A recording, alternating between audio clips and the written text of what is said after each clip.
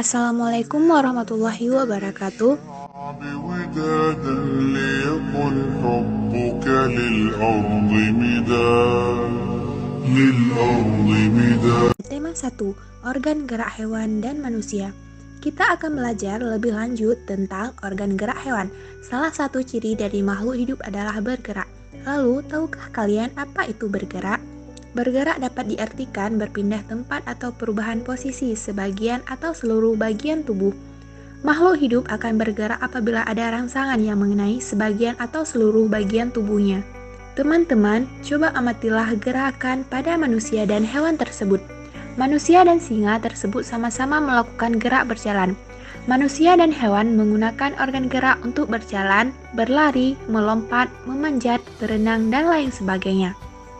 Dari tayangan tersebut, kita dapat mengetahui bahwa organ gerak hewan dan manusia memiliki kesamaan. Organ gerak manusia dan hewan terdiri dari dua macam, yaitu alat gerak pasif berupa tulang dan alat gerak aktif berupa otot.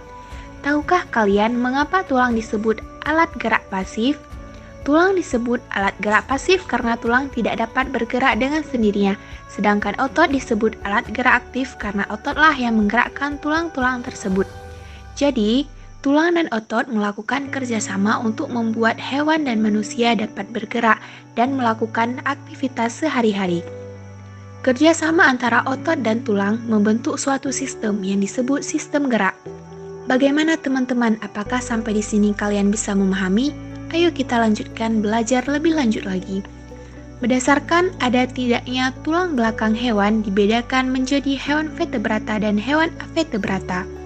Hewan vertebrata adalah hewan yang memiliki tulang belakang, misalnya kelinci, gajah, burung, ikan, kadal, ular, dan lain sebagainya. Hewan avertebrata adalah hewan yang tidak memiliki tulang belakang, misalnya belalang, cacing, siput, bintang laut, ubur-ubur, dan lain sebagainya. Sekarang, mari kita amati hewan vertebrata berikut ini. Kelinci dan gajah sama-sama bergerak menggunakan kaki, namun cara gerak kedua hewan tersebut berbeda. Kelinci bergerak dengan cara melompat, sedangkan gajah bergerak dengan cara berjalan. Kelinci memiliki tungkai belakang yang lebih besar dan panjang dari tungkai depan. Hal inilah yang menyebabkan kelinci bergerak dengan cara melompat. Kemudian perhatikan hewan berikut ini. Burung merupakan hewan vertebrata yang bergerak dengan menggunakan sayap. Burung bergerak dengan cara mengepakkan sayapnya sehingga dapat terbang di udara. Sedangkan ikan memiliki organ gerak berupa sirip. Ikan bergerak dengan cara berenang. Sirip ikan terdiri dari sepasang bagian yang ada di kanan dan kiri, serta sirip ekor yang ada di belakang. Sirip-sirip ini bermanfaat agar ikan dapat bergerak ke arah depan. Ular dan kadal merupakan hewan yang bergerak dengan cara melata. Hewan melata adalah hewan yang bergerak dengan menempelkan perutnya ke tanah.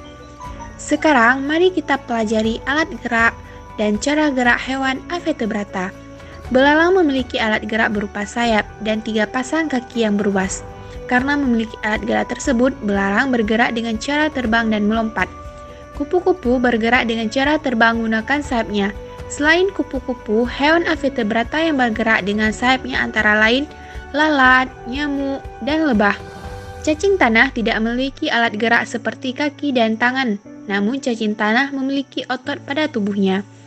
Cacing tanah memiliki 2 macam otot, yaitu otot memanjang dan otot melingkar.